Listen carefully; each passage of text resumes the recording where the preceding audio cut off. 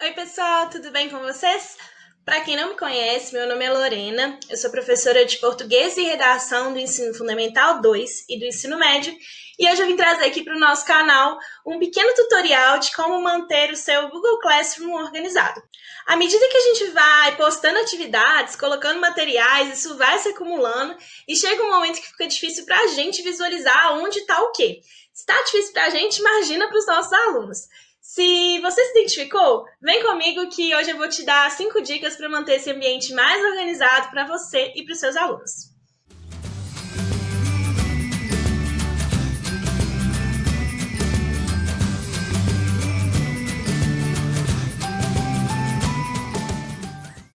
A primeira dica é muito simples. Você vai criar tópicos dentro da aba de atividades da sua turma no Classroom. Então, estou aqui com as minhas turmas fictícias. Vou entrar na minha turma de português. Aqui dentro da aba de atividades, nós temos todos esses itens postados aqui. Para criar um tópico é simples. Você vem nesse botão criar e a última opção é tópico. Como eu crio o tópico? Como organizar? Bem, isso vai depender da sua turma e de como você gosta de organizar os seus conteúdos e materiais. Eu acredito que para algumas disciplinas vai ser mais intuitivo utilizar de nomes das matérias mesmo. Então, na matemática, você pode colocar lá funções e colocando dentro desses tópicos os materiais e atividades correspondentes. Eu acredito que vão ter outras disciplinas que talvez seja difícil dividir exatamente pontinho por pontinho, até porque, por exemplo, dentro de português, se eu criar um tópico como orações subordinadas, eu vou ter muitos materiais e muitas atividades, porque é um conteúdo extenso. Então, talvez seja importante que você consiga subespecificar dentro desse conteúdo como eu posso dividir melhor. Então, eu poderia, por exemplo, ainda lá no português, já dividir com um tipo de subordinada. Subordinada substantiva, adjetiva, adverbial, e ficaria mais claro e mais setorizado aí para os meus alunos. Uma outra opção que vocês têm também é de separar aulas de atividades. E aí você poderia criar um grande tópico com todas as aulas em que você vai inserindo PowerPoints, materiais, que são essencialmente materiais de consulta de estudo, ou PowerPoint, se você usa, ou apresentações Google aí, se você usa slides em todas as aulas. E você poderia ter um segundo tópico de atividades, um terceiro tópico de roteiros de estudo, um quarto tópico de testes, e aí você vai separando dessa forma. Para demonstrar aqui na minha sala de português, eu vou criar um tópico por conteúdo, ok? Então, o primeiro conteúdo aqui que eu vou criar é a análise sintática, para deixar mais específico, como eu disse, né? Introdução à análise sintática. Estou usando caixa alta porque vai ficar maior no tópico e mais chamativo. Então, adicionei meu tópico aqui.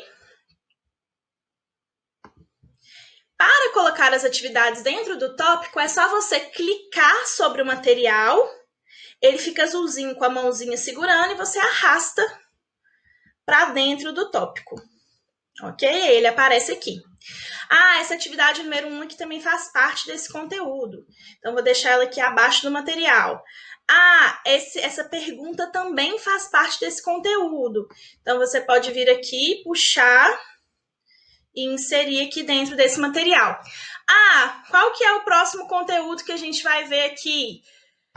Por exemplo, tipos de sujeito. Então, tipos de sujeito. Vou adicionar e vou puxar essa atividade 2. Essa perguntinha aqui foi uma pergunta revisional dentro dos tipos de sujeito. Então, vou colocá-la aqui dentro também.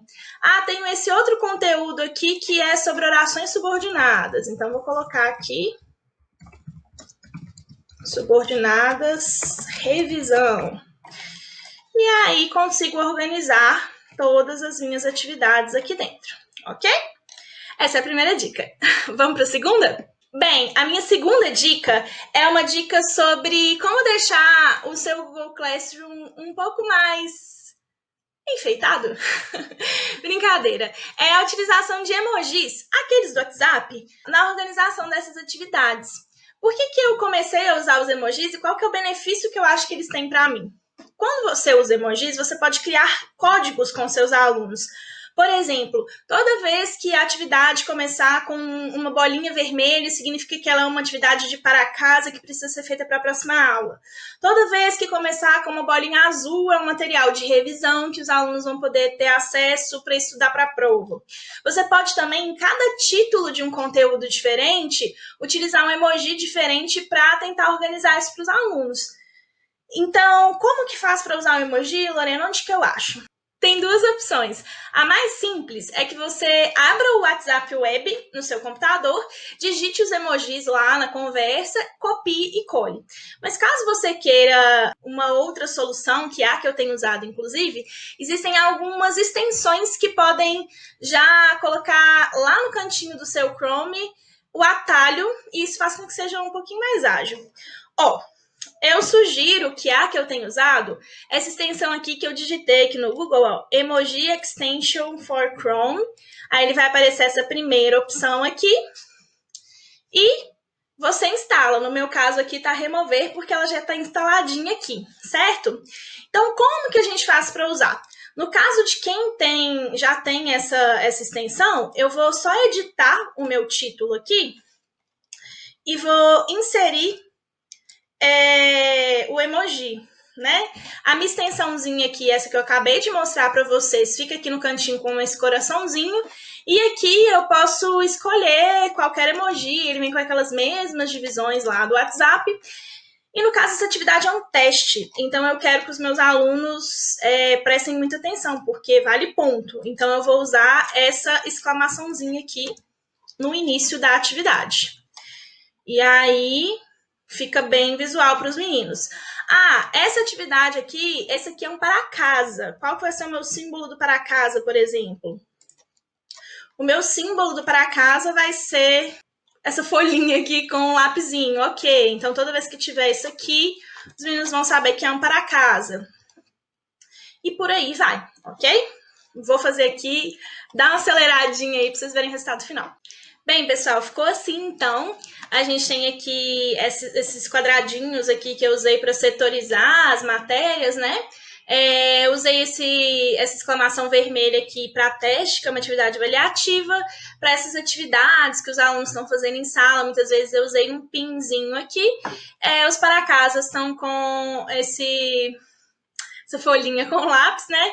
E materiais eu usei esse código com esse check aí verde, ok? Você pode criar qualquer tipo de organização que você quiser. Uma outra coisa que dá para usar, e eu acho que outras disciplinas que não sejam português talvez tenham mais opções do que a minha, como biologia, ciências, geografia, vocês podem usar emojis que têm a ver com o conteúdo. Então, se você está dando algo sobre globalização, por exemplo, você pode vir aqui nos emojis e procurar coisas que tenham a ver com isso, né? Então, que representem aí velocidade, comunicação. Você pode usar a opção de colocar aqui o mundo e tal, e isso ficar um pouco mais imagético para os nossos alunos e chamar mais atenção dessa forma, ok? Vamos para a terceira dica? A terceira dica, pessoal, é uma dica que também vai parecer que tem mais a ver com a questão estética, mas ela é muito organizacional. Quando a gente vem aqui nas turmas do nosso Google Classroom, a gente percebe que cada uma delas tem um tema diferente. O que é o tema? É essa capinha aqui que a gente coloca no fundo. Então, por exemplo, esse fundo aqui com esse café da manhã para aula de redação. Quando a gente clica e abre a turma, a gente vê que existe esse selecionar tema aqui. E quando eu clico em selecionar tema, ele vai me dar a opção de escolher várias imagens, que inclusive o Classroom divide por conteúdo. É lógico que se você tiver um quantitativo enorme de turmas, talvez não seja possível encontrar uma cor específica para cada uma das turmas. Mas na medida do possível, tente usar essas cores para setorizar. Então eu vou usar cores mais parecidas para os meus alunos do F2 e outros tipos de cores para os meus alunos do médio. Tente pensar aquilo que é melhor para você. No meu caso, das turmas fictícias aqui, eu só tenho 3, então eu tenho muitas opções de cores para escolher. Lorena, mas por que isso é útil? Eu já vou mostrar para vocês como que na agenda ter cores diferentes, temas diferentes para cada uma das turmas vai nos ajudar a visualizar melhor a atribuição de atividades. Então, se você não sabe como trocar o tema, vou te mostrar. Tô aqui com as minhas turmas. Entrei aqui na minha turma de redação, que tem esse tema laranja de café da manhã, e a gente consegue perceber que todos os botões, os detalhes da turma vão ser nesse tom de laranja. As outras turmas que eu tenho, literatura e português, são em tons de azul, e elas são muito parecidas uma com a outra. Então eu vou entrar aqui na minha turma de português para dar uma atualizada. Para mudar o tema, você vai abrir a sua turma no mural e aí você vem aqui no cantinho direito em selecionar tema. E o Google vai abrir para você diversas opções. Então tem esse mais geral aqui, e aí ele também vai dividindo inglês e história, matemática e ciência, artes. E dentro de cada um desses você vai encontrando temas que tem mais a ver com essas disciplinas.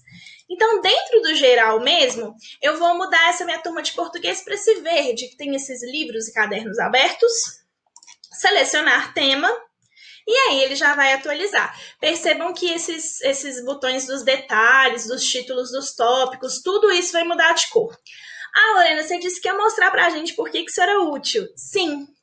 Quando a gente vem aqui na agenda, a gente consegue ver todas as atividades que a gente atribui para uma turma. Quando cada turma é de uma cor diferente, a gente consegue visualizar de modo muito claro como que a gente está distribuindo essas atividades. Então, eu posso perceber, por exemplo, que talvez essas duas atividades aqui da turma laranja tenham ficado muito próximas e seja melhor mudar essa atividade de dia. Verde e azul estão ok. E aí você consegue setorizar cada turma por uma cor. Bom, né? Vamos para a quarta dica. A quarta dica é que você crie algumas estratégias para manter o seu mural organizado. Como assim? Vamos voltar lá para o mural. Quando a gente acessa o nosso mural, a gente tem que entender que além dos posts que a gente pode fazer para os nossos alunos, nós temos também a atualização de todas as atividades que a gente posta lá na aba de atividades. Então, observem aqui comigo. Eu tenho alguns posts que eu fiz lá no início da minha turma, uma mensagem de boas-vindas usando emojis. Aqui uma mensagem de atenção. E aqui a gente tem todas essas outras mensagens que são automáticas, sempre que eu posto uma nova atividade. Então, para organizar isso aqui, a minha dica é: crie um post de tira dúvida. Eu padronizei essa mensagem aqui para todas as minhas turmas, vou criar no nosso mural um post de tira dúvidas e deixá-lo fixado no topo. E criei aqui, poste aqui sua dúvida. Para sempre deixar ele no topo, você tem que lembrar de toda vez que você atualizar, postar um novo material, voltar no seu mural, clicar nos 3 pontinhos e mover para a parte superior. Dessa forma, o post aqui, sua dúvida, né, o seu post de tira dúvida vai ficar sempre em cima. Gente, na minha experiência tem funcionado super. Às vezes os alunos querem postar uma dúvida sobre uma nota que eles não estão conseguindo visualizar, ou um material que eles não estão encontrando, ou alguma dúvida sobre um conteúdo mesmo. Então, ter esse post de tira dúvida ajuda a manter o seu mural organizado, porque ele sempre vai estar em cima, sempre vai ser fácil para o aluno chegar até ele, colocar a dúvida, e para você também sempre voltar e visualizar, dar aquela checada se tem alguma dúvida por aqui. Ok? Então, essa é a minha dica sobre a organização do mural. Ok? Uma outra subdica dentro dessa é: reflita se você quer ou não que os seus alunos possam postar no seu mural. Você pode mudar essa configuração vindo aqui no símbolo de configuração e lá em geral, a gente tem algumas opções, olha. Os alunos podem postar e comentar, os alunos só podem comentar e apenas professores podem postar ou comentar. Eu acho que é importante que os alunos tenham essa via para comunicação com os professores, mas se você permite que os alunos postem, você pode perder um pouquinho do controle do que os alunos estão colocando ali. Então, eu preferi deixar livre para os meus alunos sempre comentarem e deixar esse post de tira dúvidas para que eles tenham um lugar de fácil acesso para o comentário. Isso acaba filtrando um pouco, né? E a gente acaba evitando algumas situações complicadas de um aluno colocando um comentário que não deveria, ou melhor, postando algo que não deveria, beleza? Então, vou salvar minha configuração aqui. A minha quinta dica, gente, tem a ver com organização, mas tem a ver também com otimização do tempo. O Google Classroom, tanto no mural quanto na aba de atividades, permite que você sempre reutilize postagens. Por que isso é bom e útil? Porque você não tem que digitar de novo. E, além disso, no campo organizacional, você consegue criar um padrão de sempre iniciar atividades semelhantes com os mesmos comandos e as mesmas instruções. Então, você vai ter que redigir essas instruções uma vez, aí você pode redigir da maneira mais clara possível, colocando todas as informações relevantes, e a partir daí, das próximas vezes, você vai poder apenas reutilizar. Como que faz para reutilizar? Bem, aqui no mural, para reutilizar uma postagem, você vai vir nesse símbolo aqui no cantinho direito. Quando você clica nele, ele vai te dar a opção de reutilizar uma postagem da sua própria turma ou de selecionar uma postagem de outras turmas que você já fez, ok? Então, você pode clicar, por exemplo, nessa, reutilizar, e ela vai aparecer aqui para que você faça edições e coloque aquilo que você acha que é necessário, depois é só postar, certo? Dentro da aba de atividades, a reutilização de postagens ela vai ser feita de um modo um pouquinho diferente. Para isso, você vem no botão de criar, e ele te dá a opção de reutilizar postagem. E aí, da mesma forma que no mural, você pode reutilizar uma postagem da turma em que você está. Então, por exemplo, quero usar o mesmo padrão de atividade que eu já tenho usado. Porque agora eu vou criar a minha atividade 3. Então, selecionei a 2 aqui.